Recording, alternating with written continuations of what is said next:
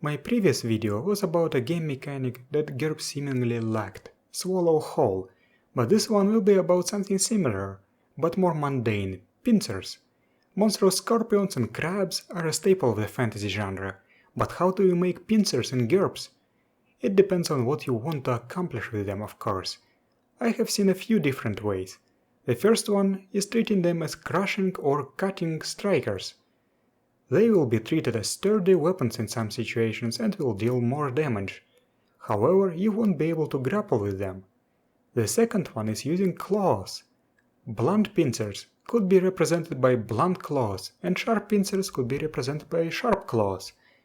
Probably you should also add no fine manipulators or ham-fisted. GURPS Template Toolkit 2 Races also introduces the good grip advantage that might be useful here. What's wrong with these approaches? Actually not much, this is absolutely fine. But I have to put a disclaimer here. I have absolutely zero real-life experience with pincers. I'm going to go by the cinematic fantasy conventions here.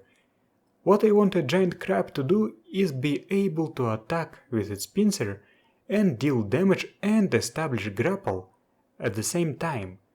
It would also be nice for the crab to be able to constrict or squeeze the grabbed victim with the same pincer. And this isn't really possible with claws. Sure, there is the clawed grapple technique from GURPS Fairies, but it does not accomplish what I want, especially if the pincer is blunt. But doesn't what I am describing ring any bells? That's how biting works in GURPS. So this is how I do pincers in GURPS. The exact stat line can be different, I will give you two. One for a creature that only has pincers, such as a scorpion or a crab, and one for a creature that has pincers in addition to other manipulators, such as a Glabrezo from D&D. As you can see, I treat pincers as extra mouths that allow you to establish a free grapple on a pincer hit, and allow you to worry for automatic damage on subsequent turns. In the first case, I link them to two natural weapons, cutting in this case, but they could be crushing. And in the second case, I link them to strikers. I also give pincers a level of good grip. There are published monsters that have pincers, such as the giant crab from Pyramid 350 and the cancroid beast from the bestiary. Both examples have the built-in grapple, but they are just stat blocks, there are no templates.